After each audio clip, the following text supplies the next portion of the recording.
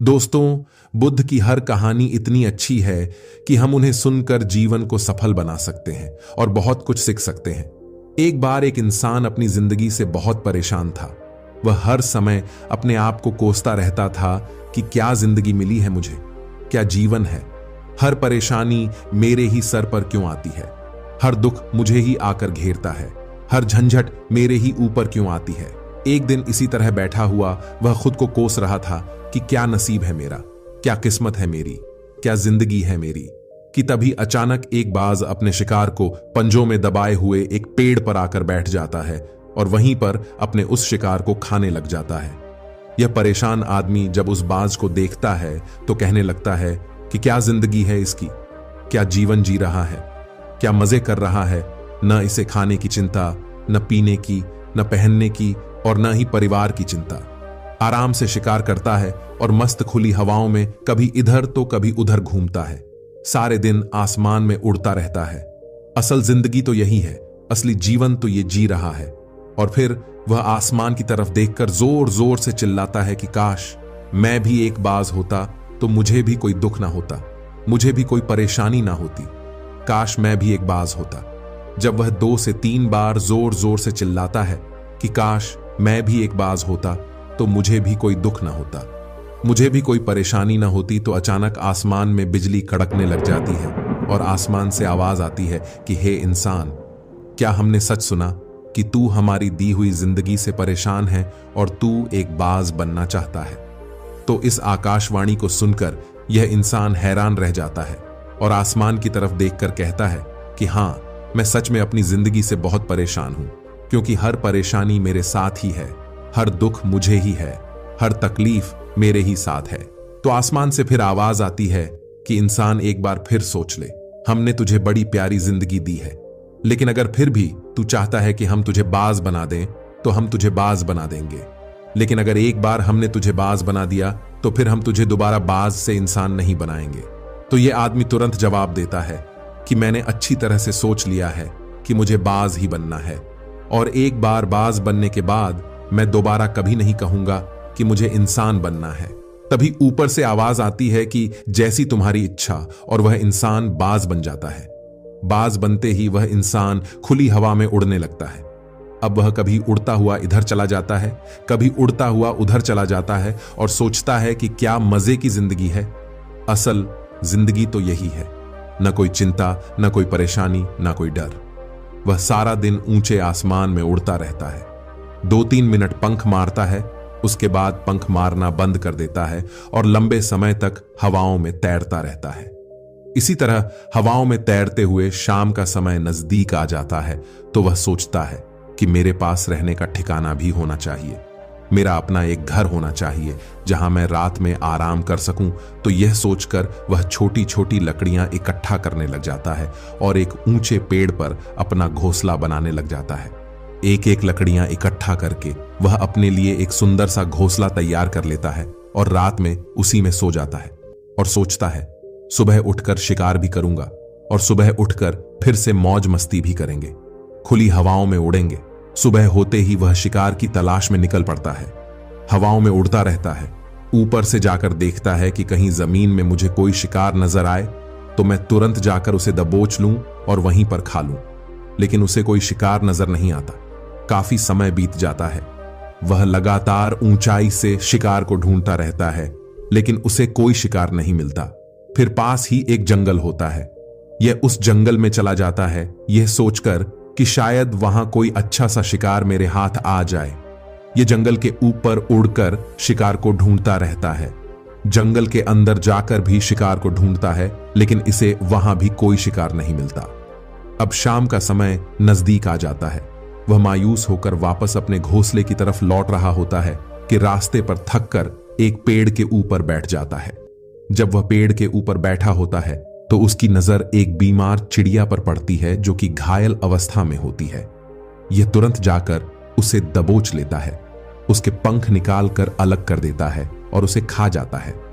उस चिड़िया को खाने के बाद वह अपने घोंसले की तरफ उड़ जाता है और रास्ते में सोचता है कि चलो, बीमार चिड़िया ही सही, लेकिन कुछ तो खाने को मिला। वह अपने घोंसले पर पहुंचकर आराम करने लगता है और सोचता है सुबह एक अच्छा सा शिकार पकड़ना पड़ेगा और अपनी भूख मिटा लूंगा। जैसे ही सुबह का प्रकाश होता है वह निकल पड़ता है अपने शिकार की तलाश में। वह हवा में उड़ता रहता है, लेकिन आज फिर कोई शिकार इसके हाथ नहीं आता। काफी समय बीत जाता है। यह ऊंचाइयों पर जाकर अपनी तेज नजरों से शिकार को ढूंढने की पूरी कोशिश करता है, लेकिन इसे कोई भी शिकार नजर नहीं आता। फिर वह पास के उस जंगल की तरफ चला जाता है, लेकिन इसे वहां भी कोई शिकार नहीं मिलता। इसी प्रकार पूरे दिन उड़ते उड़ते शाम का समय नजदीक आ जाता है, तो यह निराश होकर वापस लौटने लगता है और रास्ते में एक पेड़ पर आकर बैठ जाता है। सोचता है शायद आज फिर कोई बीमार ही चिड़िया मिल जाती, लेकिन हर बार किस्मत मेहरबान थोड़ी होती है। अब तो कोई बीमार चिड़िया भी नहीं मिलती। वह थक हार कर वापस अपने घोंसले की तरफ चल पड़ता है और घोंसले पर पहुंचकर भूखा प्यासा ही सो जाता है और सोचता है कल सुबह एक बड़ा सा शिकार करूंगा और आज की भूख भी मिटा लूंगा। वह रात को अपने घोंसले में सोया होता है। गहरी नींद में होता है कि तभी एक भयानक तूफान आता है।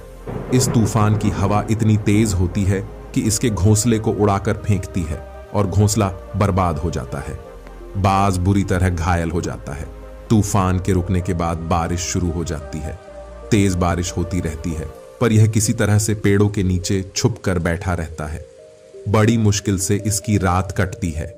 जब सुबह होती है तो बारिश रुक जाती है। बारिश के रुकते ही चारों तरफ खुशियां छा जाती हैं। चारों तरफ हरियाली छा जाती है। नदियां और झरने तेजी से बहने लगते हैं। सब कुछ फिर पहले के जैसा हो जाता है, लेकिन यह बाज अब पहले जैसा नहीं रहा। इसका पांव बुरी तरह घायल हो चुका है। इसके पंजे में एक लकड़ी लगी थी, उसकी वजह से इसका पंजा बुरी तरह क्षत विक्षत हो गया था। और मैं आपको बता दूं कि बाज का जो पंजा होता है वह उसके शिकार को पकड़ने के लिए सबसे जरूरी होता है, क्योंकि बाज अपने पंजों से ही अपने शिकार को पकड़ता है, दबोचता है और फिर अपनी चोंच के माध्यम से नोच नोच कर खाता है। लेकिन अब इस बाज का पंजा बुरी तरह से घायल हो चुका था और वह पिछले 2 दिनों से भूखा भी था। यह शिकार की खोज में थोड़ा सा उड़ता है कि शायद फिर कहीं कोई बीमार चिड़िया भी उसे मिल जाए, लेकिन कहां बार बार कोई बीमार चिड़िया मिलने वाली थी। वह कुछ देर तक उड़ता है, लेकिन फिर भूख और दर्द के मारे थक कर एक पेड़ पर आकर बैठ जाता है। वह पेड़ पर आकर बैठ तो जाता है, लेकिन उसे पता नहीं था कि यहां एक और मुसीबत उसका इंतजार कर रही है। और वह मुसीबत यह थी कि 8-10 कौवों का एक झुंड मिलकर इसे परेशान करने लग जाते हैं। इसके ऊपर आकर इसके घाव में चोंच मारने लग जाते हैं। उन्हें भी पता चल जाता है कि यह बाज घायल है और भूख की वजह से कमजोर भी है। यह बाज उनसे बचने के लिए थोड़ा सा उड़ता है और फिर जाकर बैठ जाता है। उनसे पीछा छुड़ाने का प्रयास करता है, लेकिन वह फिर उसके पीछे आ जाते हैं। तो फिर वह उड़कर थोड़ी दूर चला जाता है, लेकिन कौवों का समूह इसका पीछा नहीं छोड़ता और बार बार इसके पास आकर इसे परेशान करते हैं। कौवे अक्सर बाज के साथ ऐसा करते हैं, लेकिन फिर बाज भी उनके साथ एक खेल खेलता है। जब कौवों का झुंड बाज को परेशान करता है और उनका पीछा नहीं छोड़ता, तो बाज हवा में सीधी उड़ान भरने लग जाता है। वह तेजी से सीधा ऊपर की ओर उड़ने लग जाता है। कौवे भी उसके पीछे होते हैं, लेकिन कुछ देर तक उड़ने के बाद कौवे ऐसी ऊंचाई पर पहुंच जाते हैं जहां पर उन्हें ठीक से ऑक्सीजन मिलनी बंद हो जाती है। उनका दम घुटने लग जाता है, उनकी सांस रुकने लग जाती है, तो फिर वह वहां से ऊपर नहीं जा पाते। पर क्योंकि बाज तो बादलों से भी ऊपर उड़ सकता है, इसीलिए वह तो ऊपर चला जाता है, लेकिन कौवे वहां से ऊपर नहीं जा पाते और वह नीचे आने लगते हैं। तो इस तरीके से बाज उनसे अपना पीछा छुड़ा लेता है। लेकिन ऐसा करने के लिए, इतनी ऊंची उड़ान भरने के लिए इस बाज के पास उतनी ताकत नहीं थी, क्योंकि यह भूखा भी था और घायल भी था। तो यह उड़ता और थोड़ी सी दूर जाकर बैठ जाता और कौवे फिर से परेशान करने लग जाते। इसी तरह भूख और घायल हालत में एक दिन गुजर जाता है, दूसरा दिन गुजर जाता है, तीसरा दिन गुजर जाता है, लेकिन इस बाज की हालत में कोई सुधार नहीं हो रहा था। वह बद से बदतर होती जा रही थी। चौथे दिन जब यह बिल्कुल खत्म होने पर आ जाता है, इसके अंदर बिल्कुल ताकत नहीं बचती और इसका शरीर इसका साथ छोड़ने लगता है।